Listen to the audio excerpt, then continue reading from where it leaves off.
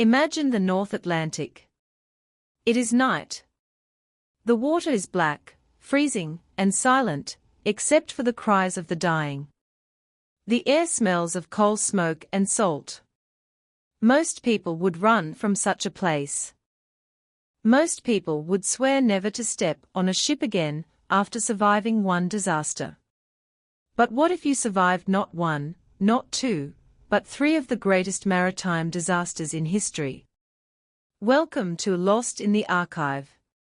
Today, we open the dusty files of the early 20th century to uncover the story of a woman who seemed to have a pact with fate. Her name was Violet Jessop. The press called her Miss Unsinkable.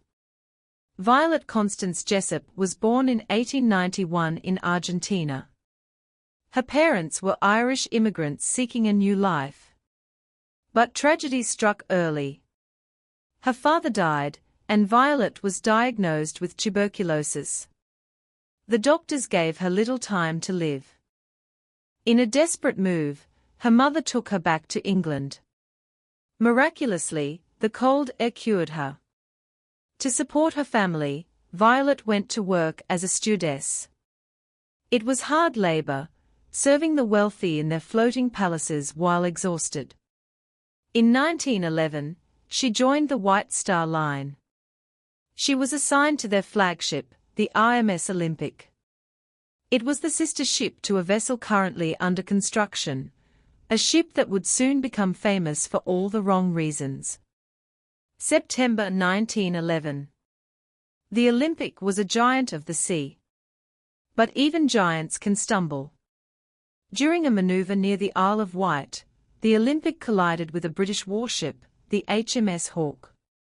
The damage was severe. Violet was on board. She remembered the sound, the grinding of steel against steel, a scream of metal that echoed through the corridors. She helped calm the passengers. For Violet, it was a warning. The sea was dangerous. But she stayed. April 1912. The White Star Line needed confidence after the Olympic incident. They prepared the Titanic for its maiden voyage. Violet was asked to join the crew.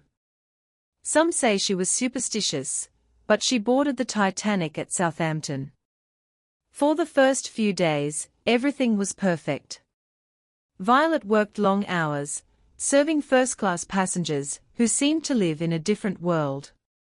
She later wrote about the sense of invincibility. She was too big to sink, they said. Then came the night of April 14th. The collision. The vibration. The stopping of the engines. Violet was in her cabin. She felt the shudder. She went on deck. The air was still. The stars were bright, mocking the darkness below. When the order came to load the lifeboats, chaos began to brew.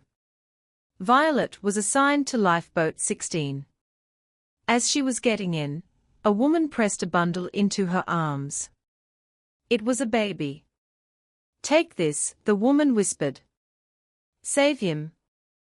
As they rowed away, the Titanic began to die. The lights flickered. The band played.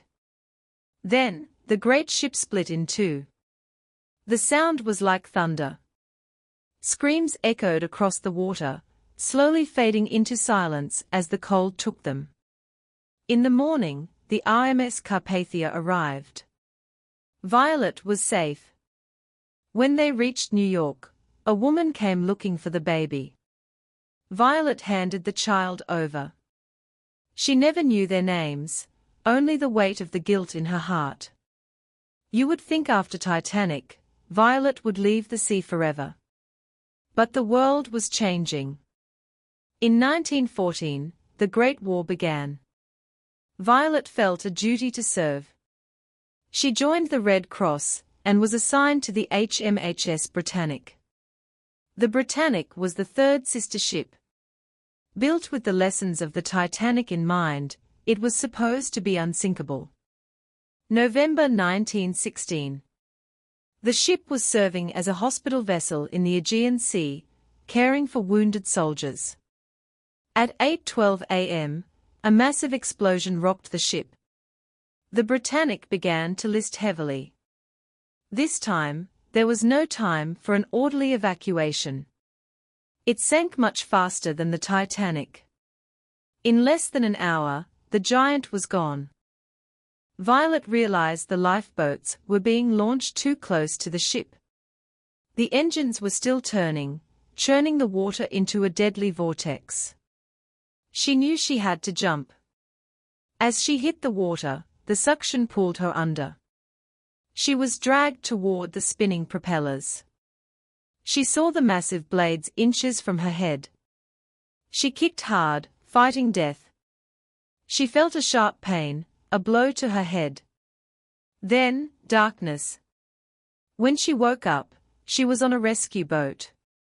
So, what do you do after surviving the three most famous ship disasters in history? Violet Jessop did not hide. She continued to work at sea through the 1920s, the 30s, and into the 40s. She seemed unable to leave the ocean.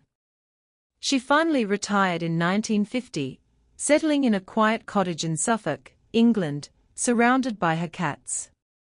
She spent her days writing her memoirs, titled Autobiography of a Stewardess, reflecting on a life defined by the waves. In her writing, she didn't boast or call herself a hero. She simply described the events matter-of-factly. She died in 1971 at the age of 79. Why did she survive? Was it skill? Was it luck? Or was there something else? Some say she had a guardian angel. Others say she was too stubborn to die. But looking back, Violet Jessop represents something profound: human resilience. In an era when women were expected to be fragile, she was iron. In an era of technological arrogance, where men believed they could conquer the ocean, she saw the truth. The ocean always wins. But the human spirit, fragile as it may seem, can endure the greatest of storms. She carried the memories of thousands who didn't make it, the souls of the Titanic and the soldiers of the Britannic. She was the witness. She was the archive. A living bridge to a world lost beneath the waves. Today, we remember her as Miss Unsinkable, not because she couldn't be drowned, but because she refused to let tragedy drown her spirit. Thank you for joining us on Lost in the Archive.